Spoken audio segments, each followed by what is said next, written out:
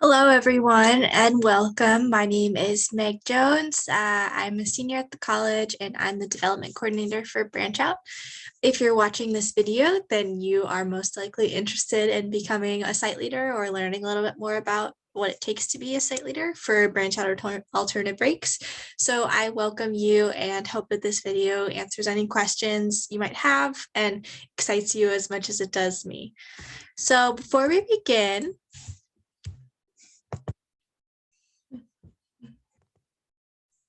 there we go. I just wanted to start with a land acknowledgement. This is the official land acknowledgement from William and Mary. Basically just acknowledging the Indigenous peoples who are the original inhabitants of the lands that the campus is on today. And we want to pay respect and tribute to them because their members, both past and present, were at the detriment of the college being built. The college does not have an acknowledgement for the individuals who were enslaved by the college, but we at Branch Out nonetheless want to acknowledge these individuals as well and thank them for the work and that was not paid for, that was exploited, and also just keep in mind the injustices that were brought against them so that we could right them moving forward. So with that being said, I want to introduce you to the Trunk team. So we refer to our executive board here at Branch Out as Trunk. So as you can see here, we have our Director of the Office of Community Engagement, our fearless leader, Melody Porter. Melody is part of the professional staff in the OCE, and she is our faculty advisor. She is a lovely, lovely lady. If you ever see her, please say hello. And so she's the one that really guides the work that we do and sees some consistency from year to year. We also have our site coordinator position that's currently being held by Nafisa. Nafisa is a senior like the rest of us, and Nafisa or whoever is in that site coordinator position is responsible for being in contact with the community partners, housing partners, and kind of just organizing all of those logistics. Finally, we also have Kaylee, who was our education coordinator. She has since graduated, so go Kaylee. But she was responsible for teaching the class that site leaders take, which we'll talk a little bit more later.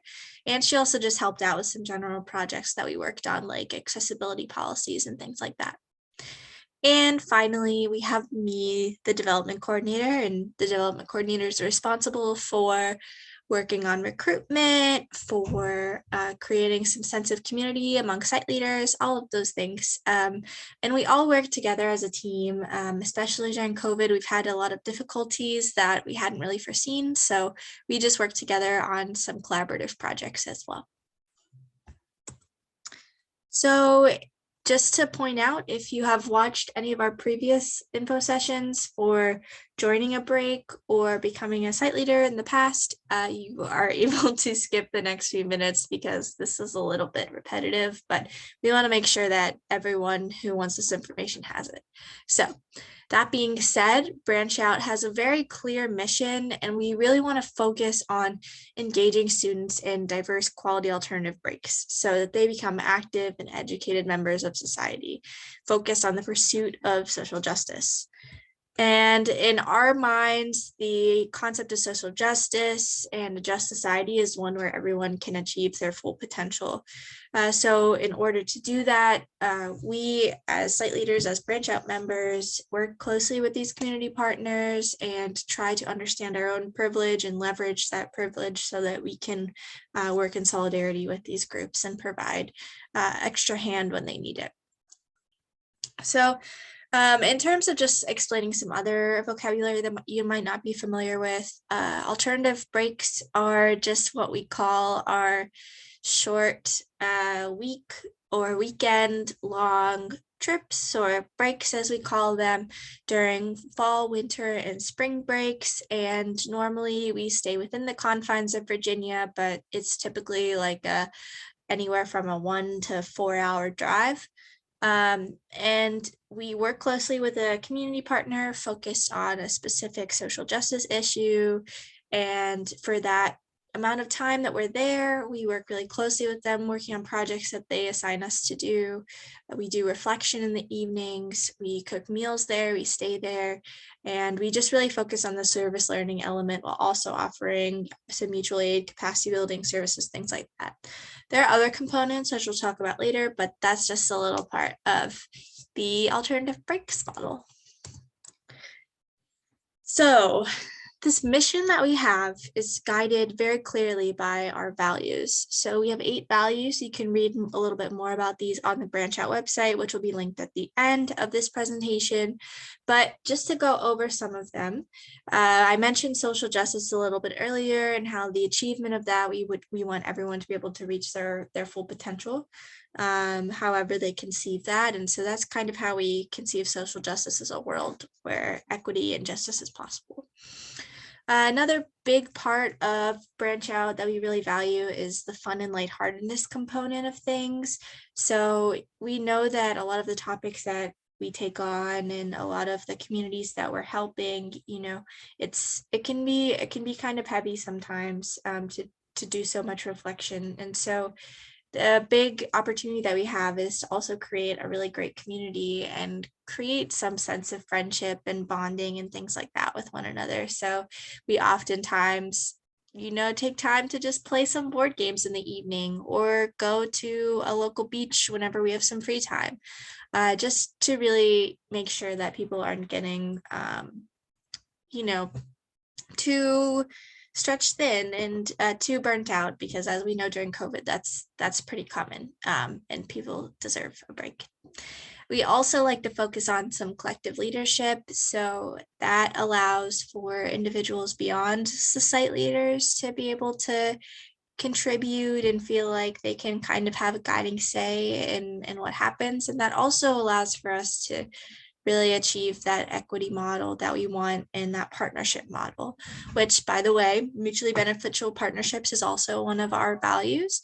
And we really focus on ensuring that the community partner and us are on equal playing fields, equal footing, and that we're not offering some type of, you know, savior complex or whatever for these community partners, but rather we are providing the services that they need that they might not currently have the staffing or capacity or resources to do.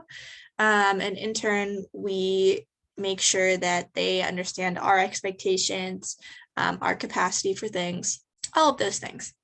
And we really try to go about all of this planning with some intentionality. So that means really focusing on why we're doing the things that we're doing and how we're preparing for the breaks and how we reflect on everything and the vocabulary that we use and everything like that.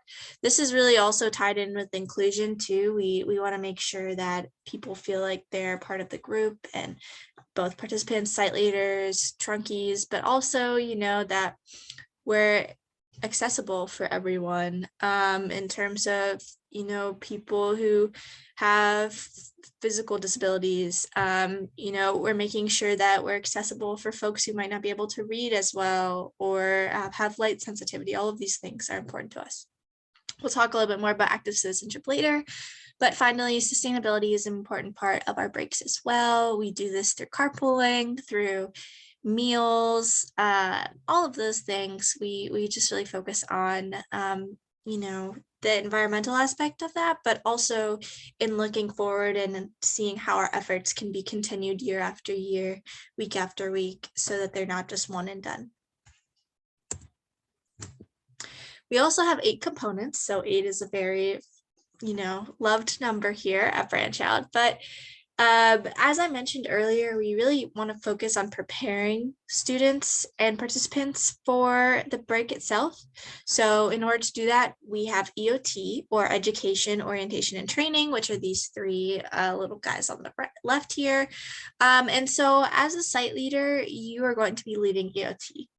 And so that will involve preparing some educational materials, that will involve teaching students skills, that will involve making sure they're familiar with the community that they're going to be supporting.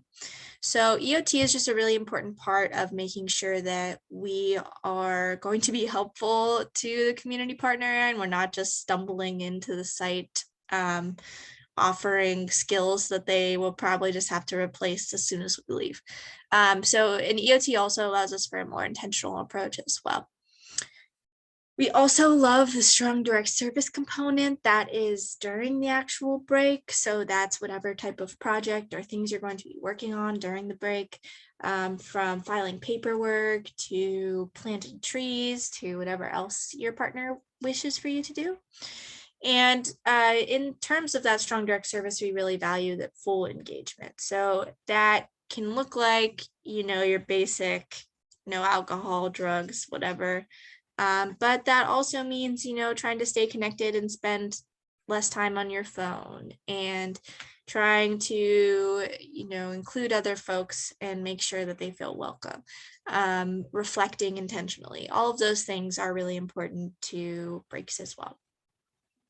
Speaking of reflection, that is also one of our key components. So reflection is kind of an opportunity for us to sit back at the end of each day of break, each EOT meeting or pre-trip meeting, and just kind of think about what we've witnessed during the day, how that reflects on our own personal experiences, our biases that we might bring to the table into this, things like that. Reflection is really, I think, where the most meaningful part of the break comes into play.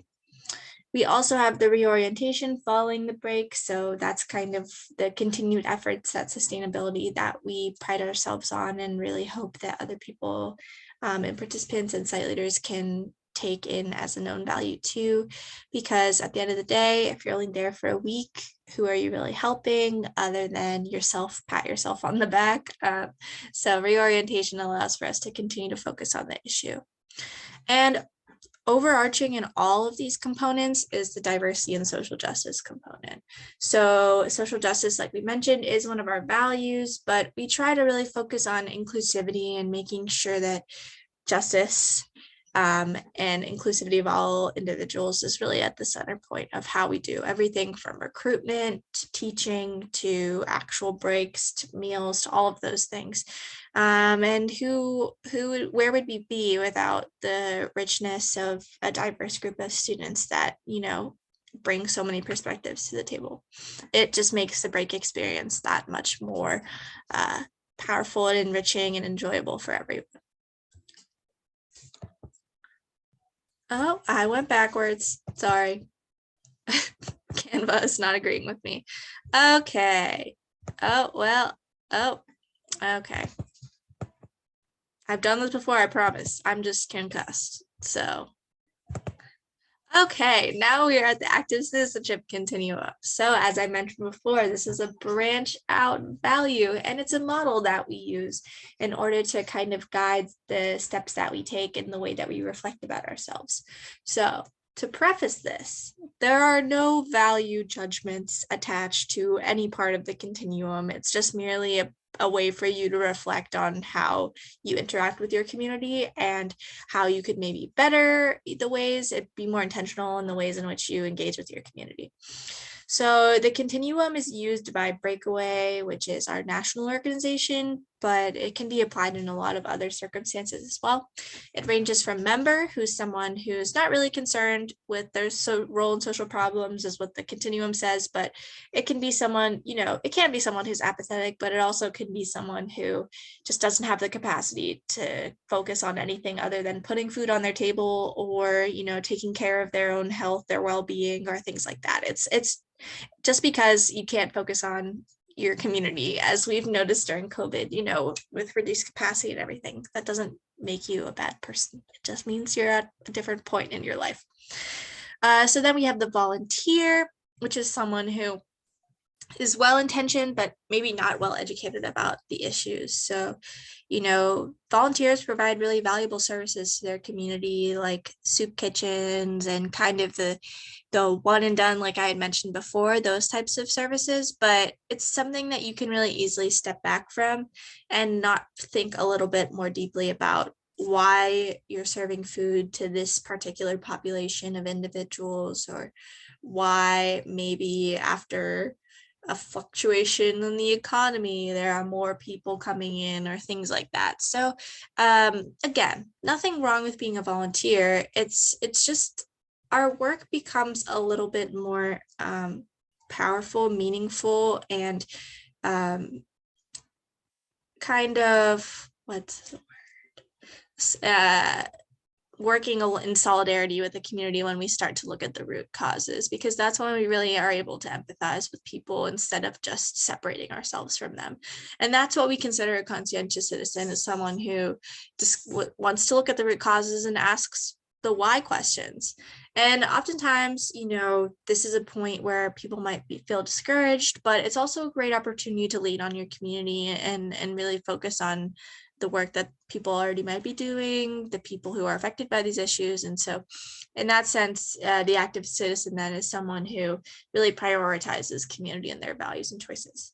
This is not always linear. It's just with these lovely arrows to be more visually pleasing. And again, there's no value judgments attached to any of these. It's just a really great way for you to sit back and think about, where are you? Why are you there? And what are the benefits of where you're at? What are the ways that you can improve and the ways that you center your community? Because overall, mutual aid and the resources that we really need and to support ourselves and to flourish, they can all really be found in our community. So once we all start prioritizing community, that allows for us to really lean on each other and create a more just and equitable society. So if you've already seen all of those things in our other info sessions, welcome back. Now is when we get into specific site leader things. So what do site leaders do, you might be asking? Maybe you were previously a site leader and you already know this. Maybe you were on a break and you might have an idea, but there's so much man behind the curtain type of things that you're not really sure. Or you might be new to being a site leader and branch out completely. And, I really hope that I'm making a good first impression for you. But site leaders are the individuals who run our alternative breaks. Typically, we have two leading each alternative break. So folks are normally partnered with another individual that matches their leadership skills and availability. And they run our off-campus programs that happen during the fall, winter, spring breaks. So I already kind of described how the model works with the community partner, but in order for this model to actually happen, there's a lot of work that site leaders put in. So before the break even happens, site leaders are in constant communication with each other, with their advisor, who's a member of Trunk, the executive board, and their community partners to ensure that they have a clear idea of their schedule, of the issue that they're focusing on, of the expectations of the group, of accessibility measures, things like that. The conversations with the community partners also help us to really fine tune those education orientation and training materials, understand the community a little bit better that we're going to be working alongside, and just give us a greater understanding of the social justice issue and the hard skills that we need. In turn, you're going to create the educational materials. So there's normally 4 to 5 pre-trip meetings that occur, depending on when your break is. So you and your partner are going to be leading those and making sure that we have guides for all those things, but those will be the education orientation, training, getting the group to know one another. All of those things will be covered in pre-trip meetings that you're going to be leading. You're also going to be guiding reflection and critical thinking during the breaks. So we kind of talked about that a little bit, but typically that looks like at the end of the day, gathering folks in the living room or wherever you're staying in a community space and just kind of having some prompts ready to go about, maybe some of the intersectionalities that they might have seen during the day, or reflecting on their own social position in relation to their access to certain things and things like that. It really takes shape based on what happens to you during the day. But that's just something that you really focus on in order to help participants integrate what they've seen, learn, experienced, how they've learned from the community partner, integrate these things into their lives. And then finally, upon your return from Williamsburg, you organize sustained efforts, so that reorientation back in Williamsburg. So there's a lot of other things that go into it, smaller technicalities like meal planning, budgeting, driving the vans, which we all love to do. And those are often created as assignments for site leaders. So I'll talk a little bit more about the class in a second, but all site leaders are required to take a class. And that allows us to have a little bit more of a rigid structure and external accountability mechanism to help everyone just plan and have the best breaks that they can. So here's a little example for you with a break that I've led in the past and I just advised, so it's fresh in my head, is with the Northern Neck Middlesex Free Health Clinic. So this is focused on healthcare accessibility and inequality.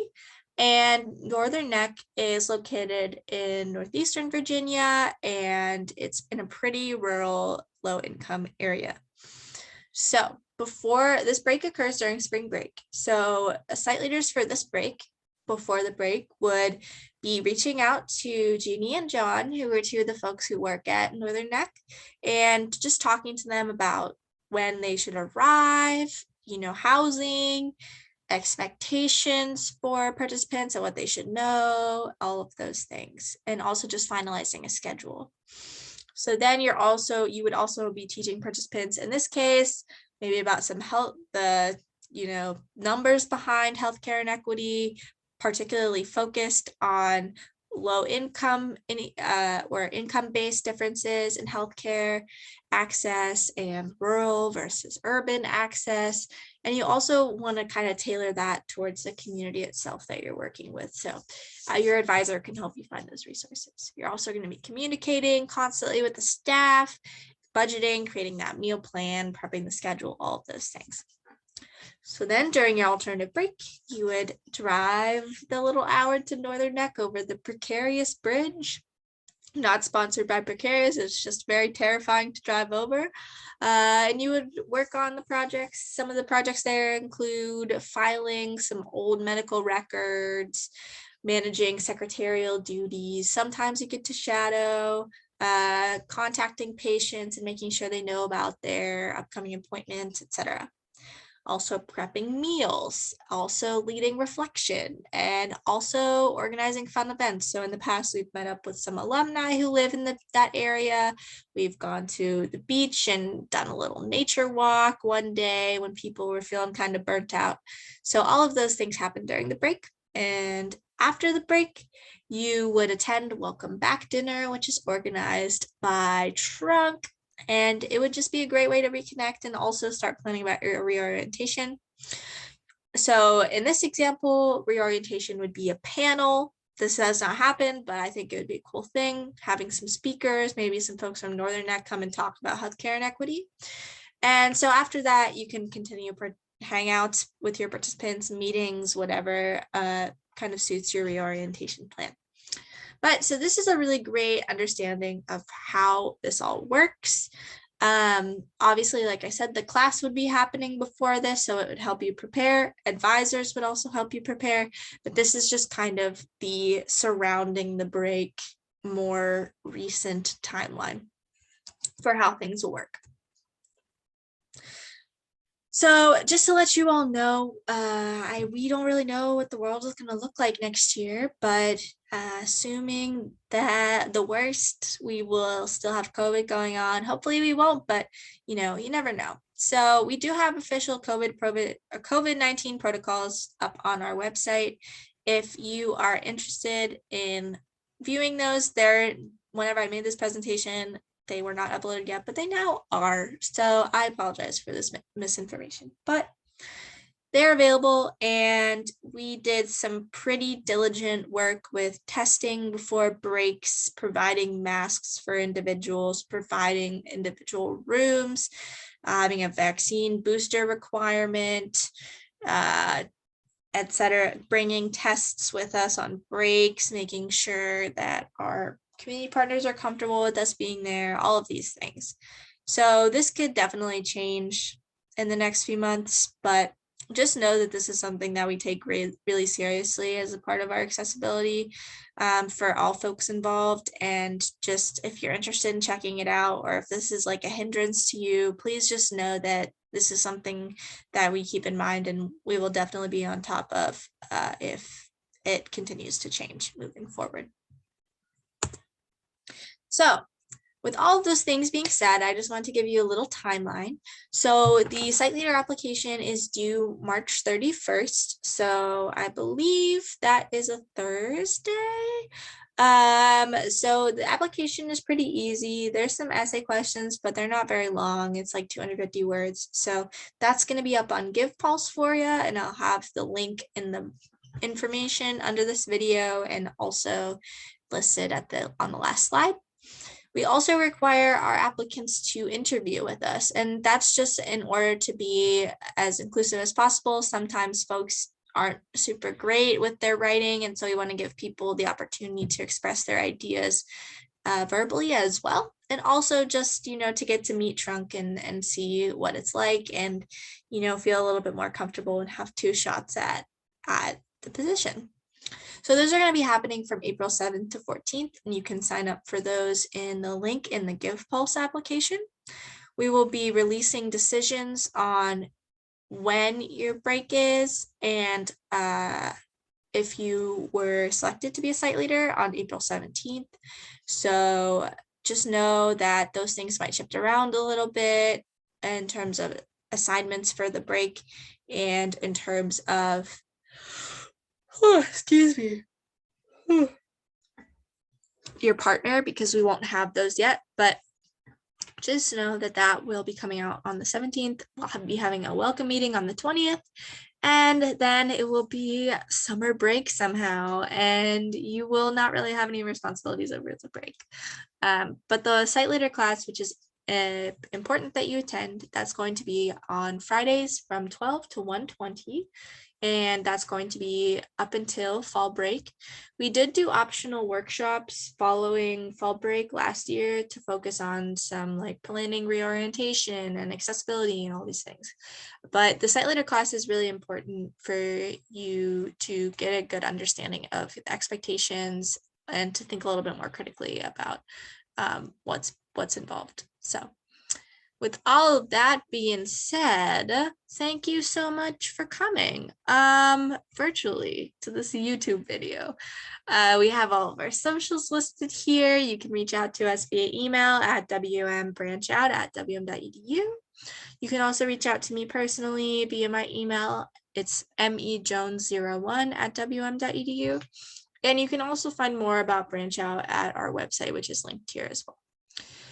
Finally, at the bottom, you can see our application is linked. So feel free to check that out if you want.